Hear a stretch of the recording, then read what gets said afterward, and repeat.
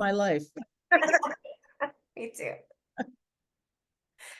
Welcome back to the Spiritual Uplevel Podcast. I'm your host, Jeri Cristine, and I am so excited to have our guest today, Kim Barder. She is so many things: an author, a poet, a healer, a channel, an intuitive. And we were talking off camera, and I feel like I could talk to you forever. So I'm so excited to do this interview today, Kim. Thanks for joining us. Thanks so much for having me. I'm excited to be here. So Kim, let's just I know we're going to get into like your book, Now I Am, which I do hope you show a picture of it. It's beautiful. And so many other things that you're doing, but can you start off by telling our audience just a little bit about how you became the person that you are today? Wow. Well, I was living my life. That's a story. As we all each have our own, right? So I was living my life as a mom, I have one son. He's now 26, but at the time he was, I'll give you at the time he was like 10, 11. And I had gone, I started having transcendental experiences, let's put it that way. And I was always drawn to Yeshua, Jesus shows or anything on the TV that was paranormal or anything like that. I was always drawn to that, right? And no big deal. I just watch it, turn it off, and go about my day as a housewife, And I had jobs here and there, and I tutored off and on. I have an education degree and a master's degree and all that other stuff that, I don't use. But anyway, I was living my life. My son was going to school, and I was doing the mom thing, and which is awesome. And yeah, so my aunt passed away. She transitioned, my dad's sister, and we went to the funeral, my husband and I. It was a long day, and we laid in bed, and he went to sleep, started snoring, I think, and it's in my book. He's like, what did you put in that book? That kind of thing. I'm like, don't worry. But he was snoring, and all of a sudden I got like punched lightly in my arm. And I was like, I hit him and I said, did you just punch me in the arm? And he said, I didn't touch you. I'm snoring. I'm asleep. And I'm like, yeah, you're snoring. And I said, okay, well, we're sleeping with the lights on. I looked under the bed. I looked everywhere.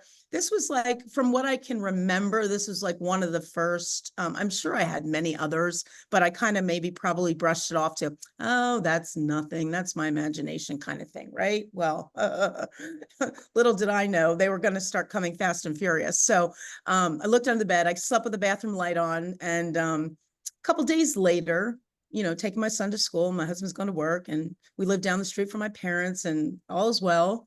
And I'm drying my hair, and all of a sudden I heard like a whisper scream, like, my name is Kim. And I heard like, and I went, like, what?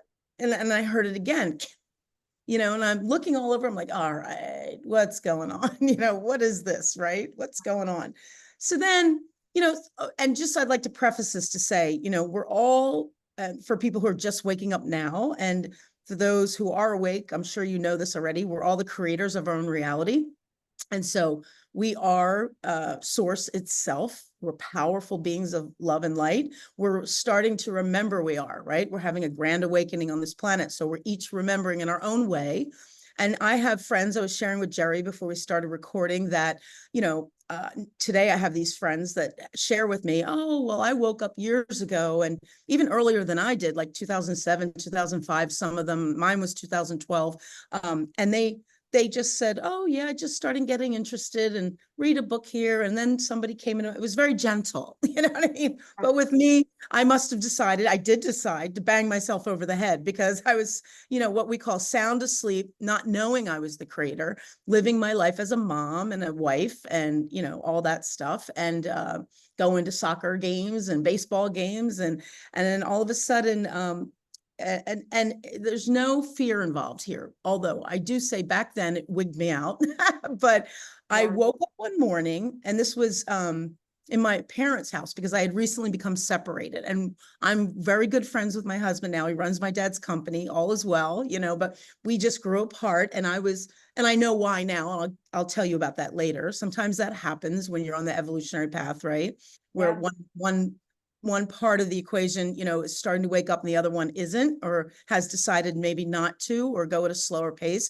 It doesn't resonate anymore, and you have to do the work I needed to do. I had to, we had to go our separate ways, but it was mutual, and we're friends, and it's all good. But So after separating, we moved into my parents' house, and one day my mother was on the sofa, and she's in her 70s, and she's on the sofa, and my son was around the house, and he was probably like 11 or, 11-ish, 10-ish.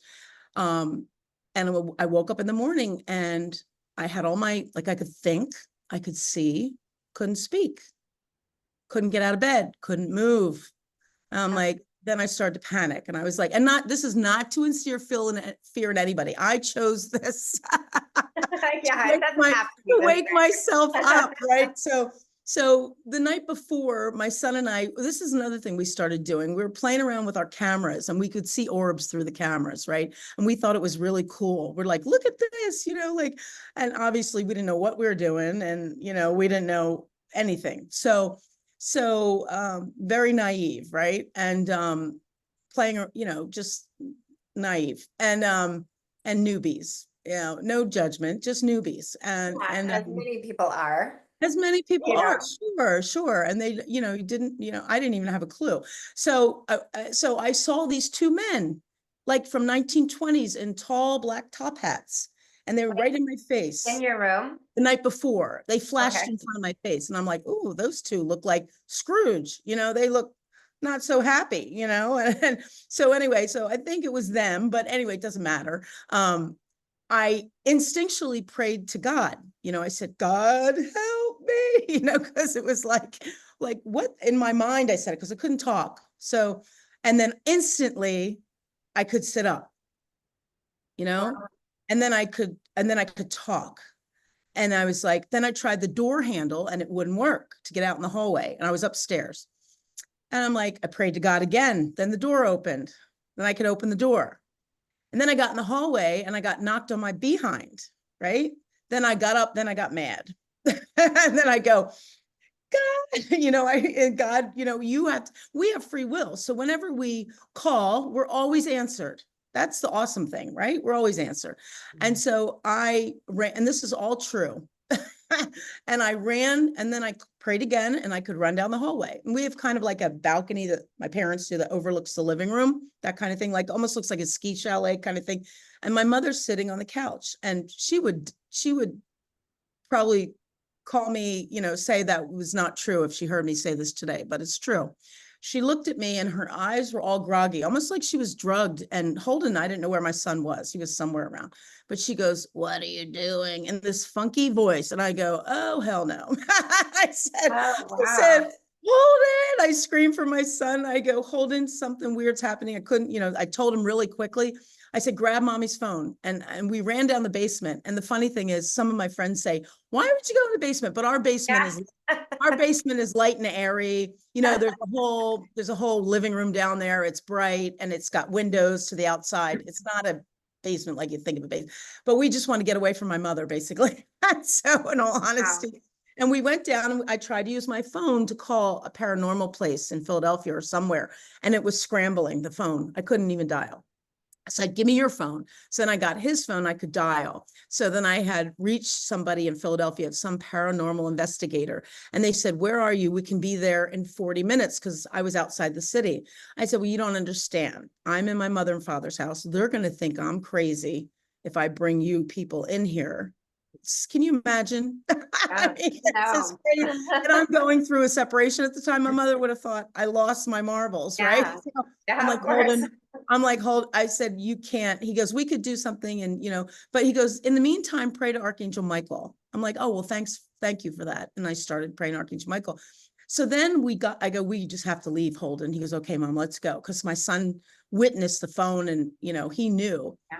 So we got in the car, we grabbed as much as we could very quickly, got in the car, and we started to back out the driveway. And my mother followed us out and she goes, "Where do you think you're going?"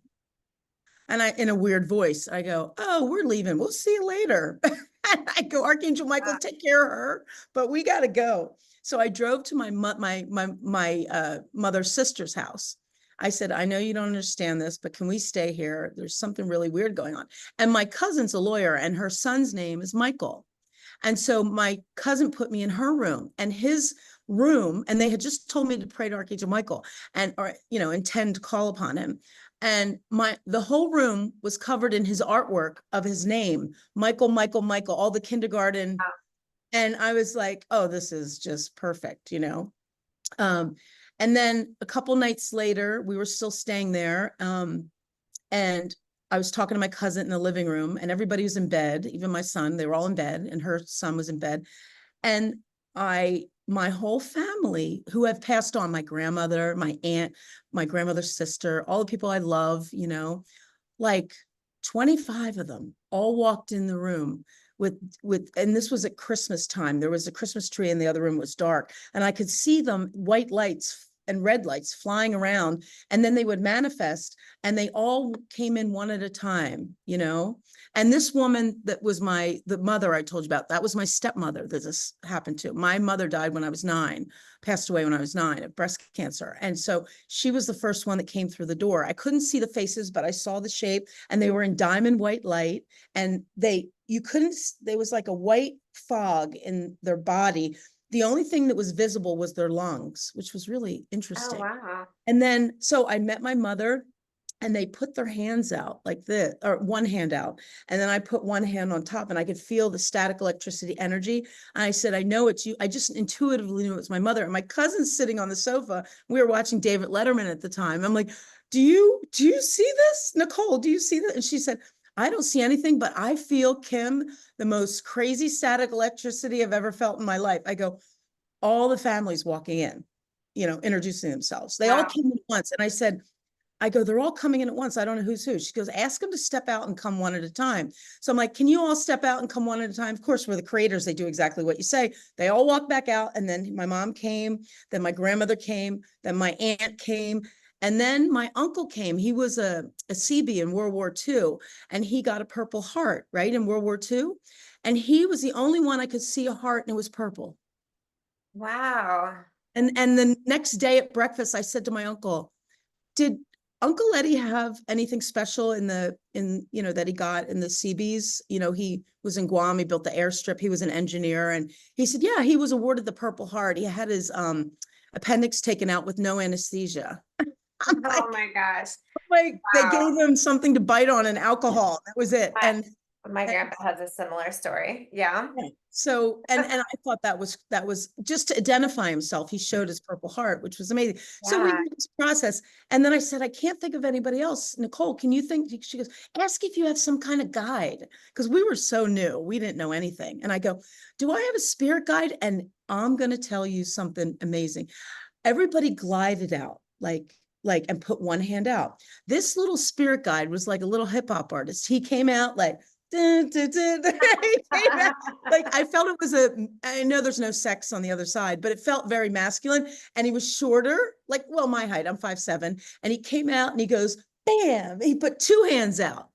And then later I asked an intuitive friend, what did the two hands mean? Everybody else had one. That means he's privy to higher information, higher wisdom about you and your life path. And he, you know what I mean? Wow. He has a connection with your I am, and he knows your deal, whereas the other ones don't. So he's like, bam. And I put both my hands on his and connected with him. Just one spirit guide. It could have been my guardian angel. I don't know. But anyway, that was interesting. And then I had forgotten one. I said, okay, everybody please leave because it's getting late. It was like 3:00. And my aunt came down and she said, it's getting noisy. What are you guys doing? Well, she thought we were crazy. And my mother came out and gave her sister a hug. My mother actually walked out and gave her sister a hug. I said to my aunt, she's hugging you right now. She goes, oh, get out of here. I don't believe that. And I just cried. I was like, she couldn't feel it. Wow. And Wow. then, yeah, so then they all left. And then one being of light came in and stood there. And I knew who it was. It was my first cousin, Georgie, who had passed away. He was young. He was like 12 years older than me. And I forgot to call his name. I forgot to call him in. And he stood there and I said, you can sit. And he kind of had a troubled life. And I said, you can sit next to me. And he sat next to me. And I fell asleep watching, TV. Wow. So that was really amazing. So I don't know if I've heard some intense awakening stories, but that one was like really powerful. And then you got to see all of your family members. They were Are, there to support me, because yeah. they know that I chose to have that big bang, and it was freaking me out, and I didn't know where to turn next. And they were like, it's okay, all is well, you're just waking up and we're here to support you. And it was all good, and then, but what happened, it started a snowball. I was inquisitive and I was like, I need to find out what's going on. And so I started reading voraciously, and I found a spiritual store in the neighborhood, which actually had my book launch. And she's a good friend of mine, the owner now, in Newtown, Pennsylvania, where I live. And I started going there, and there were really wise women that did workshops there. And I walked in the first time, I said, guys, this is what happened. And they're like, oh, you're so in the right place. There were so many oracle women there, like wise women, and they were older, like in their 60s and 70s. They're like, come this way. We will give you all the books you need and tell you anything you want, and I started talking to them, and I actually started working there and volunteering there and doing things. And they would have people come in and with the crystal beds and different workshops and, traveling people and, Reiki. And then I got certified in Reiki and IET, and I did all that stuff and just kept going forward. But it kickstarted my inquisitive, like what's going on, because it didn't stop. The transcendental experiences didn't stop. They were amazing. There's too many to mention, And would you say that this awakening like completely flipped your life upside Oh, down? of course. Yeah. Of course. Then it made sense. Oh, that's why I had to leave it was mutual, but that's why we fell out of love and we had to leave each other. But we're friends. We're good friends now. It was just but that was on purpose, because we have what you call soul contracts, right? We literally sit down with the Council of Light before we incarnate, and we decide who's going to be our mother, or father, or brother this lifetime, and who we're going to meet at what time, and how long we're going to stay married to this one. And so what happens is we have contracts, and it's okay. There's no blame ever. You have a contract with somebody for a certain amount of time, and then it was over. And where people get into to issues, or whatever you want to call it, unpleasantry, is when you try to hold on to something that's ready to go, because the contract that you put forth for yourself, by the way, is up. And so then, for example, I had a cousin who called me, and she was miserable in a marriage, and she said she was getting sick and sicker and sicker, and had to sleep on the sofa, and her body was contorted, and she had a mass under her arm. I mean, it was really bad. And I knew all what was happening. She decided that before she incarnated, she had a contract with this man for a certain amount of time. And now it was time to release, it was over. And so she was we're the creators. We take full responsibility once we know that, right? And that sometimes is a hard pill for people to swallow. Well, I wouldn't have done that. I wouldn't have brought that into my life. Well, yeah, you did. Well, I wouldn't have done that, had manifested that. Well, yeah, you did. And everything is for love. Everything is for your growth and evolution and becoming of that which you already are, God, aka the universe, aka love, right? Everything is to get you to remember your love. And so she just was sicker and sicker. And I said to her, if I asked you right now, what's your highest joy in this moment? She goes, not to be with him. I said, well, then what the heck? Your highest joy is your soul. What in each moment, we're to put our hands on our heart and say, what in this moment would give me the highest passion and joy? And then do that. It doesn't have to be. I just heard someone saying that this week. In every moment, Every moment. We're not talking about life major decisions. Yeah, we don't have to talk about, you don't have to get wigged out and think it's a major decision. Oh, I got to make it major. No, take it moment by moment. Like right now, am I hungry? Okay, go feed yourself. Are you tired? Never push through it. Honor your body, because you are God. So when you honor these feelings, you're honoring the God within you, right? That's what it means to go with the flow. Go with the flow of what God's telling you. And your universe guides you through your feelings. The soul guides you through your feelings.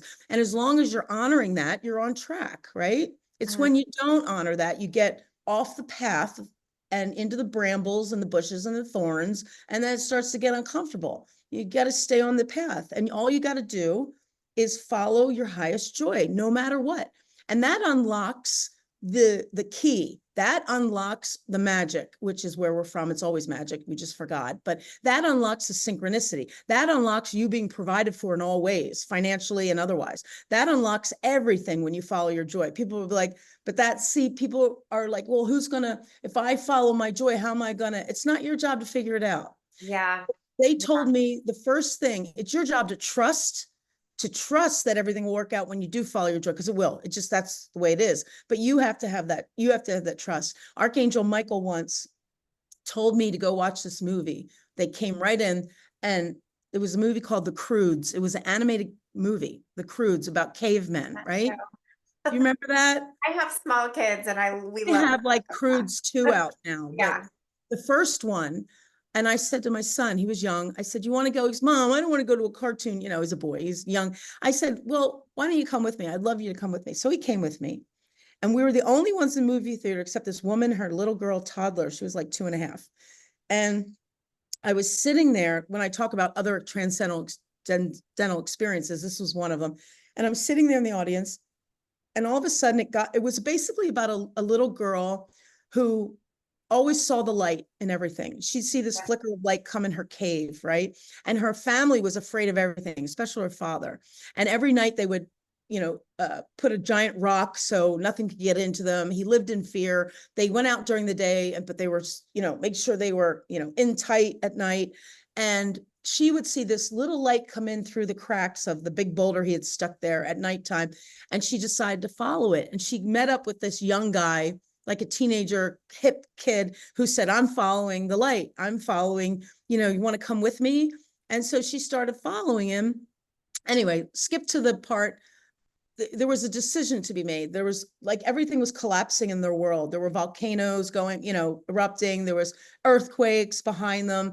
And the kid said, if you jump to the other side, there was a cliff.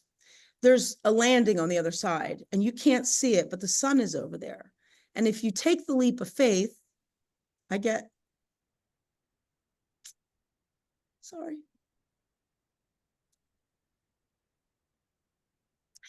gather myself. You're fine. I love it. If you take the leap of faith, you'll be caught and provided for.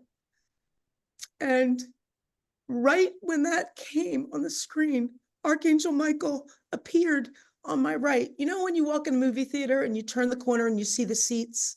Yeah. He appeared right there to my right. And I wasn't far from that area. And there he was in all his splendor, like what I think of Archangel Michael being like 15 feet tall, with a shield and a sword. And he was standing there. I could see through him, but his outline was crystal clear. And he wasn't looking at me. He was looking at the screen when they were about to make the decision to jump. So the message was, Kim, I know you don't have a clue what's happening, but trust and take the jump. And I did. Oh, wow. That has been my lesson for my whole life, but especially recently. Yeah. So many things. I actually remember choosing my life. I don't remember like all of the things I chose, but I've known throughout my life different things that were going to happen. And it doesn't make it easier. But as I've gotten, they're always going to catch you. It just, yeah, the way the universe operates, if you, it's like a 401k plan. You have to put in for them to put in. yeah, You don't put in, we have, for example, my son has a friend right now, recently lost his mother. And my illustrator of my book is highly intuitive, and she gives one-on-one, whereas I'm about to do, like, I do lots of people, channel for lots of people. So she does one-on-one. She's also going to channel with me lots of people, for lots of people, but that's not my sole purpose to do one-on-one per se. mhm, And if I were to do that, I'd be telling the waiter that's what I want. And I know my sole purpose isn't to do that. So I'm not even going there. Right. So, but yeah, she does that kind of work. So I referred him to her, and he spoke to her recently, and she said, now he knows what he has to do from the divine for the month, but he has to come back to me. I can't reach out. You need to make the effort. The divine won't put in unless you need to place the order for the waiter to go to the kitchen. They can't sit there and, yeah. that totally makes sense. So you're talking about the waiter. This is an Oh, I have to example that explain you that. gave me that I absolutely love because I've never heard it said this way. So Okay. let's go back to your book. Your book is called Now I Am. Can you show a picture of it? That is so beautiful. Oh my Yeah, gosh. my awakening story, and also, and the illustrator Simona Manenti, highly, highly, I say top 2 in the world. Divine, she says top 5. I say top 2. She's amazing. Tuned It's in, tapped in, beautiful. turned on to source. She is phenomenal. And she gives one-on-one sessions, by the way. Simona Manenti, Manenti. I can't say enough about her. Oh my gosh. Anyway, so I was giving Jeri, before we started recording, we were talking and it came up in conversation. I think of the universe as a waiter, and we are perpetually sitting at the table in the restaurant. We never leave. And the waiter only says yes to us. Because if you think about a waiter in a restaurant, when they take your order, there's no judgment from the waiter on what you order. They just give you exactly what you order. They go to the kitchen and the plate comes out, and that's what you experience: a plate of spaghetti meatballs or filet mignon or whatever you choose, chicken, whatever you choose to order. And the universe works the same way. The I am, the divine God, whatever you want to call or are comfortable calling, who created you and everything else in all of creation existence. We're talking about that, is the waiter. And you are at the table and you're always placing an order. We're always the creator. We're powerful. And we place our orders through our thoughts, words, actions, and beliefs about things, right? Sometimes we have a belief we don't even know we have a belief, right? And we react certain ways because we have beliefs. And so it's very good practice to intend that you release all belief systems that don't serve your highest good, aligned with divine will, because then the divine can start working on that for you. But that's a side note. But getting back to the waiter. So if you order, for example, let's just use a metaphor instead of food. We'll say if you order a plate of abundance, and abundance isn't just financial wealth, it's health, it's many things, right? It's all good things that you want to choose to experience, all your dreams and desires, say. And then the waiter says, you got it. Because one thing you have to know is the waiter is always saying yes to you, just like a waiter in a restaurant. It never argues with you about what you're ordering. It just writes it down. And even if you have special preferences, it writes that down too. And it goes and gets it every time. There's no judgment. And the universe is the same way. It loves you and supports you unconditionally in all your choices. So if you chose, for example, to order rotten meat, it would go, yes, because yes, he wants rotten meat. Let's go get it. You get that. So sometimes unconsciously you're ordering rotten meat and you don't realize you are, because in the universe's eyes, there's no good or bad ever. Just wipe that out of your vocabulary. There's no good or bad. There's only experience. I love that you said that. Yeah, there's no good or good bad. or bad, no Or judgment. judgments, right? Yeah. And here's a biggie. You got to go to the knowingness and try to conceptualize this and remember this with all things, that the universe, God, the I am that I am, whatever your soul, it loves you so much unconditionally. It supports you with all you choose. It doesn't judge what you choose. It just says, I love you so much. I'm going to support you if you choose, like a parent. If your child comes to you and says, I want to go, and if you love them unconditionally now, okay, unconditionally, I want to go live on the street for 3 years in Alaska and experience that. If you're an unconditional, go ahead. I mean, of course, parents, have things going on, but an unconditionally loving parent would say, is that what you truly want? Yes, it is. That's my passion. Okay, then that's your soul speaking. I honor that. You go do your thing.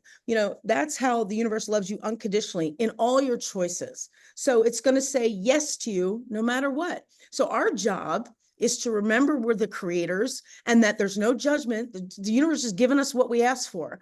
And sometimes we don't realize we're asking. Like I said, we might have a belief system society has given us or our parents have given us, and there's no judgment for the parents either. They do the best they can with what they know, right? And sometimes they don't know everything. And sometimes when parents transition and pass on and people speak through mediums and stuff, they say, we didn't know what you know, and we didn't know what you know right now. And don't listen to what we said. If they could give you that message, they would. But and so don't ever feel like that, but I'm bad about, going against what your parents, because they did the best they could with what the wisdom they had at the time, right? Exactly, yeah. And everything is always perfection. So they're not lacking anything.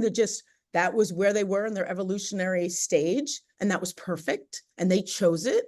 So it's all perfect. And we are where we each are, right?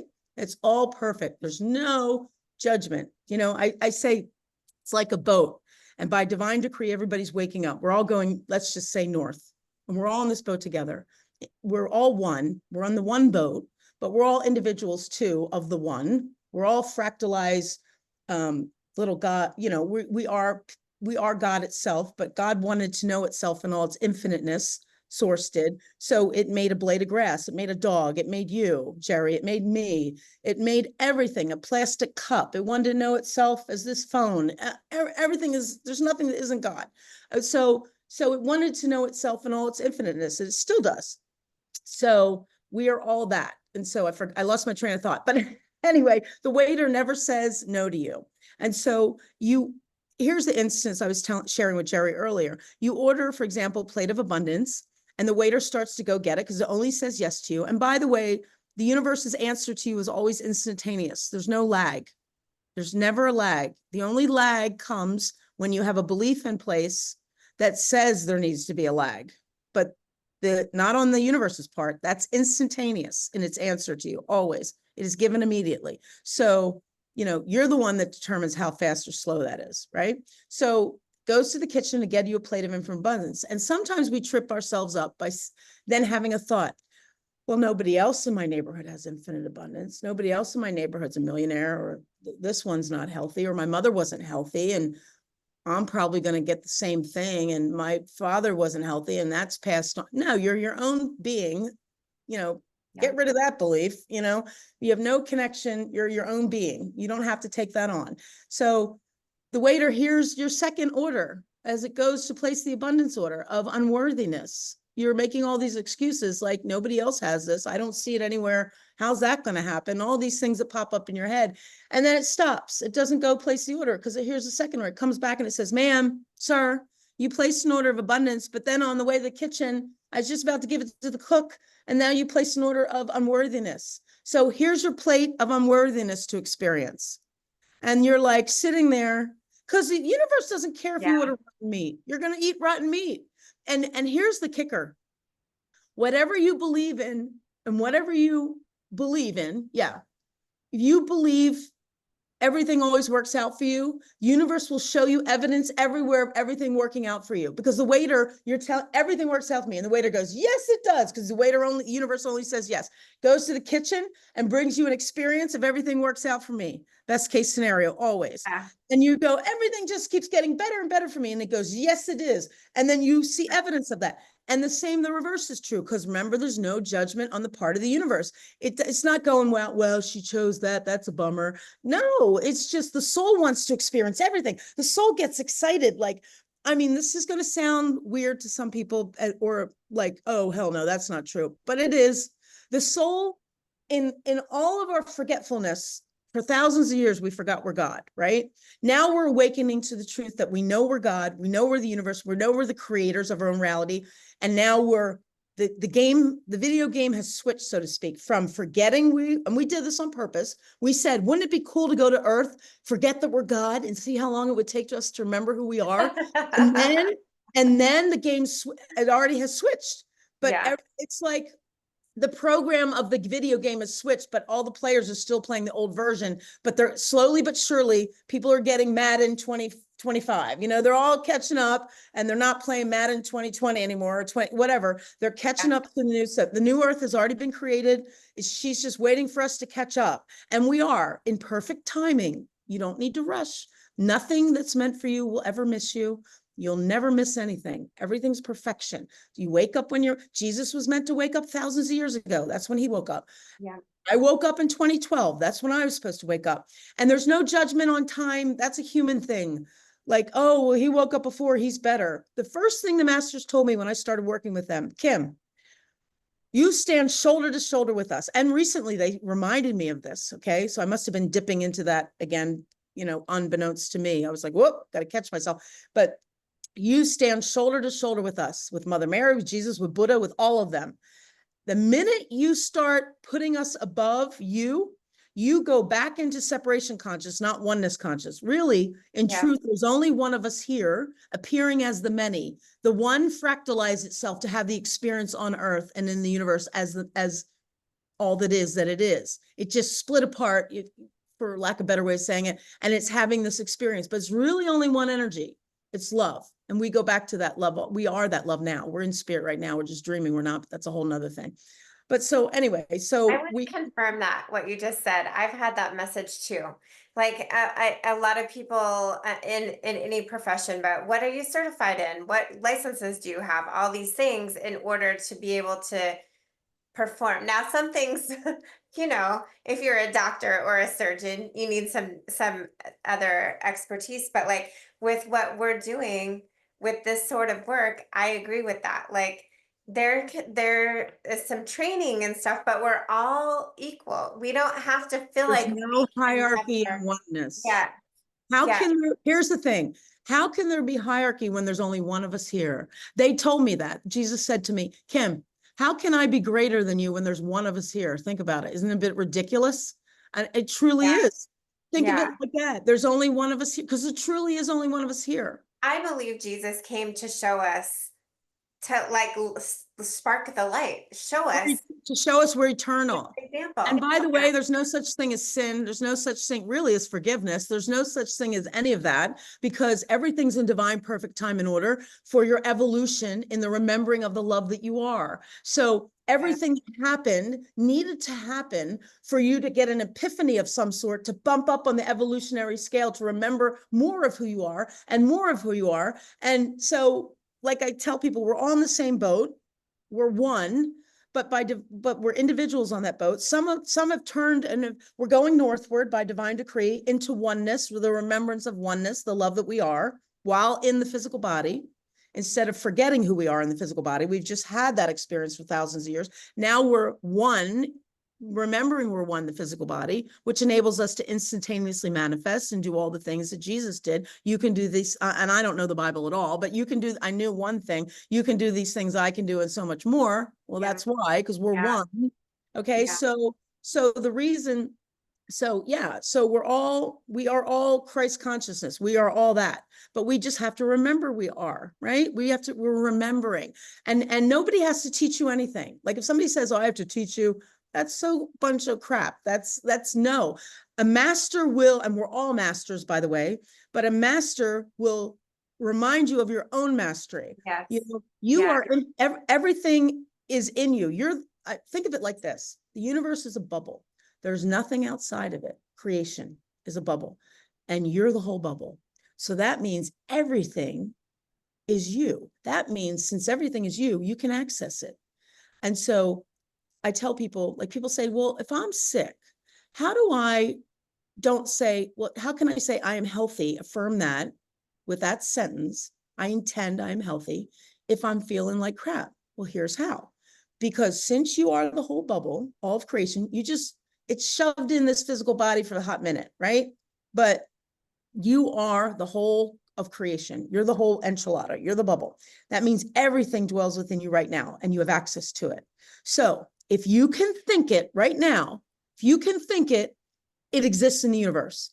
And you have to go infinite with me on this because it's infinite. I mean, and even beyond that, because like there's a version of you, Jeri, right now, just as you are, but maybe on the dangling part of your right ear, there's a red ruby hanging, but everything else is the same. Your whole life, all your experiences, the way you're looking, except there's little red ruby. That reality, parallel reality timeline exists right now because I'm thinking of it. If you can think of it, it exists. Yes.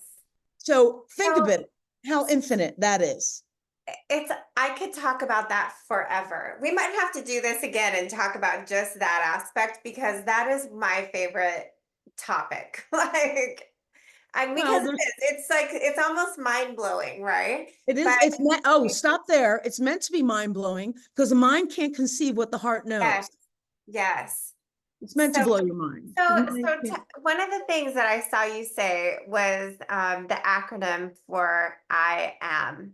I already manifested. I was laying in bed and I was just given these I am discourses, which I consider to be one of the most sacred texts, if not the most, and I don't know all the books on the planet. So, but for me, they are highly sacred texts. And I know that in the Ascended Master's Octave of Light, they're encrusted in jewels, and they are, they give all the wisdom about the I am God and the laws, right? The laws and once you know the laws, they're the tools that you can navigate through this world, because the laws are already always in operation. So if you can know those, you can navigate through your life with ease and grace. Like, we're all one. That's the law. We exist. We're all one. What you give out, you get back. Because by definition of non-existence, I heard Bashar say this, non-existence by definition doesn't exist. So we can't do anything but exist. We exist. We're one. I think there's one other one. What you get back, you give out. And there's one other one. I can't think. What's the other one? My I am presence. They'll bring it into my awareness. But the last one is so cute. It's like everything changes but the first four laws. but yeah. And so I was saying to you, what was I just saying to you about the with the I am discourses, are these actual books? Yes, they are actual books. Okay. So there's actually a bookstore called the Phoenix Bookstore in Ohio, and they sell them at a discounted rate. Saint Germain Press prints them, but they got permission from Saint Germain Press to offer the hard copies, like for $23 a book, which is amazing, because the first one I got on Amazon was like $100 and some, and I was like, oh my God. And there's like 20 of them in print, I think, and then there's supplements to them, but I think there's 33 altogether, but they haven't been, transcribed into, because these were channelings given in the I don't know when they started, the 30s, the 40s, the 50s, and the 60s, where Mr. and Mrs. Guy Ballard, they were the channels, and now they're Ascended Masters, Godfrey, Ray, King, and Lotus. They've transitioned, but they were the ones to bring it to the planet of Earth, channel it. So Archangel Michael's channeled through them, and they would have crowds in the audience, and they would channel, and they were recorded on cassettes, and then somebody took them from cassettes and made books, transcribed and made books out of them. And so they are the books that talk about the I am and the laws of the universe. And so I'm putting out oracle cards. They asked me to update them, the I am discourses, right? So I got a publishing deal for 10 books after my first one was published last year. This book is filled with magnificent affirmations and invocations at the end of each chapter, take away for your toolbox, and awesome information in this book. But these ones coming, I was just given a directive by the divine to make them, instead of book form, oracle cards, so people can have the invocation written in front of them. They're so powerful. And they asked me, actually Jesus specifically, about 3 weeks ago, I was in Ocean City, Maryland. They asked me to go by the water for the Lions Gate, and my friend was channeling Yeshua for me, and he said, we need people to understand they need to do this type of thing to be able to instantaneously manifest like you are. We want them to do, I'm not saying everybody has to do it. If it resonates with you, if it's your part of your soul mission, if you gravitate towards it, if it gives you joy and passion, then it's for you. There's infinite ways to your evolution, through different avenues. But I actually had my cousin's son detail my car the other day, and we were talking, and he said, I'm very scientific. And I said, that's amazing you said that, because there's masters out there who are reminding who you are, who it is that you are, reminding you of who you are, and people who they are in a more scientific way. But we're all saying the same thing. It's just the information is delivered in a way that you can conceptualize it and use it as a tool, right? So the ones that are going to resonate with me will resonate with me.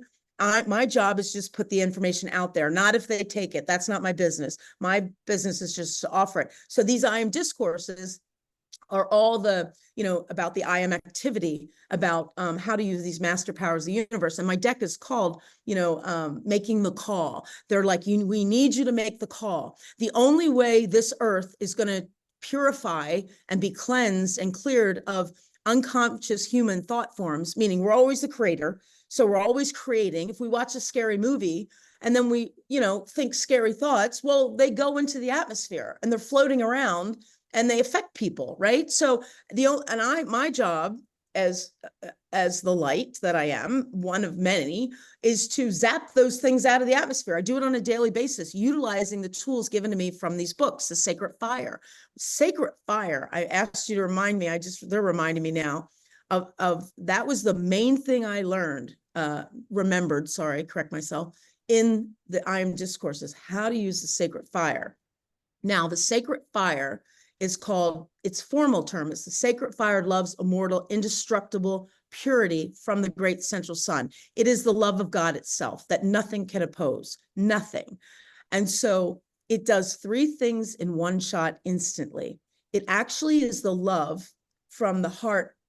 You have it in the very atom of your physical heart is the flame of the sacred fire. Now, the great masters and the angels who are, higher consciousness, and they have, grown their fire, so to speak, and they have a glowing around them. Sometimes pictures are portrayed with a master. You'll see giant halo around them or whatever. And that I equate that as to being the sacred fire. It is the love of God itself. It is indestructible, invincible. It's all things at once. And it does three things in one shot. It's so powerful.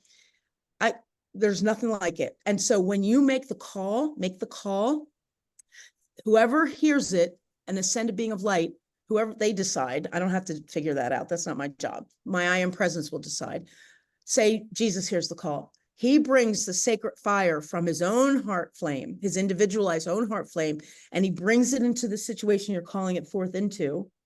Maybe you're fighting with your husband and I intend, as the creator I am, I call forth the sacred fire, love's immortal victory. You don't even have to say it that.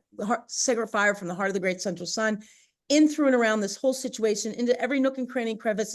Do your divine perfect work where I've sent you forth. Right? You don't have to be that elaborate. Just, I call forth the sacred fire in, through, and around this situation, into every nook and, I always say, every nook and cranny crevice of it, because I want to give permission, because we have free will. They can't violate that. So I want to give them permission to go into every avenue they need to assist me in every nook and cranny and all the energy connected to it. I call you forth to do your divine perfect work now. Now, what their divine perfect work does, it's so amazing. So Jesus comes with his love of God that he is, and he comes in, through, and around where you've called him, into every nook and cranny and crevice of it. He brings himself there. So what happens is it does three things in one instant. It dissolves and consumes in that situation where you've called it forth, whatever it is, all that is wrong. Now, there's no right and wrong in the universe, but these are the way the Ascended Masters explain it so we understand. Mhm. Or you could say it dissolves everything that is less than God, or less than the perfection of the presence, right? Or less than love. How about that? Okay. So it goes into a situation where you've called it forth. It dissolves and consumes everything that is wrong in the situation or less than the love.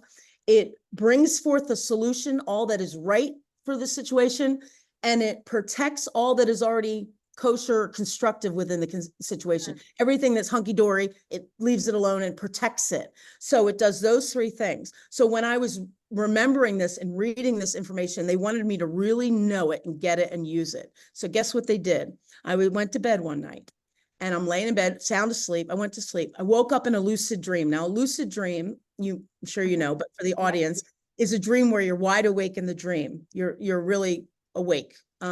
You're aware of what's going on. So I live in a townhome and I had these flashing red lights. And so I opened my blinds and there's a fire engine backed into my driveway, one across the street backed into that townhome section, one to the right. And I saw the house 4 doors down from me was burnt to the ground, the townhome.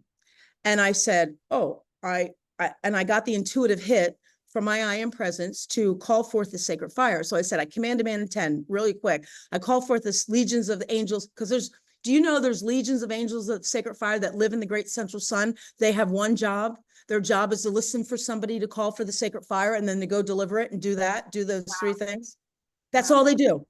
They listen for your call. So I call forth the legions of angels of sacred fire, bring forth your sacred fire from your own heart stream, from the great central sun, in, through, and around this whole development, in, through, around every house, because I didn't know where the problem was, right? In, through, and around that house, everyone in that house, in, through, around every nook and cranny crevice of that house, because I was thinking really quickly, like maybe it was a candle, maybe there's electrical thing in the wall. I don't know what it is, so I'm getting everywhere. Then I went back to bed in my dream. Then I woke up again in the dream. Same red lights, open the blinds in the dream, burnt house. I'm like, okay, call again.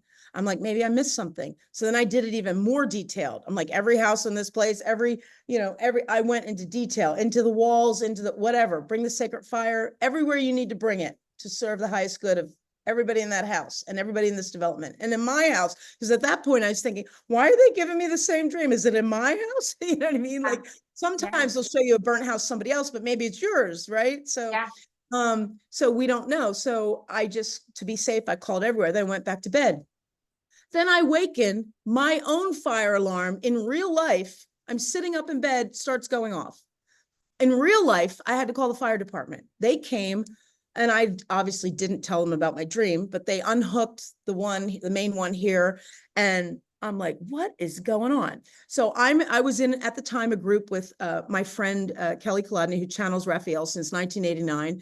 You can join her class. She's a worldwide class. It's amazing. Kelly Kolodny and the angel Raphael. She does amazing work. And I was with her till January for years, until I got directed to move in another direction, because I'm also a channel. So I'm doing my own work and I was traveling. But anyway, that's a side note. But while I was with her, this happened. And I had an opportunity, because I was one of the masters in the group, to speak to Raphael one-on-one. So a couple days passed and I had my one-on-one channeling session from Kelly, and she brought the angel through, and Raphael speaks just as clear as I'm talking to Jeri now, that clear to the angel. She's that clear of a pure channel. And she's been doing it so long, and she's amazing. And Raphael said, yes. I said, what's with because I've been speaking to Raphael for a long time. So I was like, what happened the other night? I'm like, what's with that? And Archangel Raphael said, well, you got the directive from your I am presence, and you understood, you called forth the sacred fire, and that was what was needed. And a travesty was averted. Wow. And that was all. So I looked out in the morning when my fire engines came, and the house was still standing. Couple days later, as the universe does, this lets you know, a mother with an infant in a stroller, a grandmother, a father, a dog, all came out of that house and took a walk. And I'm like, they would have been dead. I don't need to know how. But here's the thing. It was a multi-dimensional information for me. So number one, they were showing me how powerful calling the sacred fire is for all of us, how we need to call it, because they can't just by themselves bring it here. Even if they see a problem, what we perceive to be a problem, they're waiting. They can't bring it in, because we have divine freedom of will. And we said to them before we came to earth, don't help us unless we ask. That's what we said. So, and we're coming up on time. So I'm going to have you tell us the three things that did. So the first thing, it told me how powerful it was and how important it is for all of us to call forth the sacred fire. All you have to say is, I intend to call forth the sacred fire from the great central sun in, through, and around me. I do it in myself, my house, into every nook and cranny, crevice. Do your divine perfect work. And that's it. Just leave it, and you'll be all good to go. And any situation you see on the news in the world, you can do the same thing. Highly beneficial for the planet. Wow. And also it showed me, it also saved somebody's life, and there was another thing, just to utilize it in my day-to-day life more often, and to call it for the planet. I know that I'm gonna do that. Yeah. And the Phoenix bookstore. So Kim, how could somebody reach you if they wanted to reach out to you? Well, I'm going to start having, I'm going to start doing live, well, I'm in Pennsylvania, so I'm going to be channeling myself for people in like large group audiences, with probably my friend Simona Manenti sometimes, who also is a pure clear channel, same as Kelly Kolodny, and they've been doing it for years, and I've been doing it too, but they've been on stage, so to speak. And they're prepping me. Record them so that people can watch them? Yes, of course. Yes. And I'm also building a healing center in about a year, a massive healing center. And so, and you spoke about healing modalities. Just to give you one thing, Jesus said, we're trying to get humanity, these healers, to understand that we don't want separate healing, Reiki, over here, this over here. We want you all to come together into the whole. Yeah. Whole thing. We want you all to come together. We don't want it to be separate pockets. And so this healing center is going to represent the wholeness. So I'm going to have all different types coming in together to make the whole. Yeah. I've gotten that same message too. So Kim, let's end with, what is just one thing that you wish everyone in the world knew? Surrender to your I am presence, everything and all that you can't figure and get ridiculous with it. There's nothing too big or too small. Just say, I intend, I am the, because you're surrendering to the 99% of yourself, not outside of yourself. You're surrendering to yourself. The 99%, and this is just an example, a metaphor, 99% of you stayed concreted in love on the other side of the veil, who it's always calling you home, to the 1% that is here. It is like the hawk in the sky when you're in the forest. You don't know where you left your car. The sun's going down. You don't know where the water source, the food is, but guess who knows where it all is? And it can't help you unless you ask. Surrender is asking. So you say, the bigger part of me, I intend, my I am presence. I surrender every morning, I surrender my whole day, my whole sleep time, very important to surrender, my whole life, my soul mission, my relationship. You get creative. You have a stomach ache, surrender that. Can't go to the toilet, surrender that. Can't watch this, surrender that. I mean, can't cook a meal. I surrender the driving of my car before I get in it. You go on an airplane ride, surrender the flying of the actual plane and all the energy connected to it with your intention. Always energy follows intention with your intention. Because who do you want flying the plane? A human or God? Who is always perfection. You want perfection, right? That would sure make life easier, wouldn't it? Well, it's available to you. Yeah. Kim, this was so much information, so many things to ruminate on and learn more about. And I really thank you for being here today. So many things to remember. Yes. So many things to remember. You know it That's a already. great Your point. infinite wisdom. Yeah, You know it that's all. so true. Thank you so much. No worries. Thank you so much. It's been fun. Yes. Take care.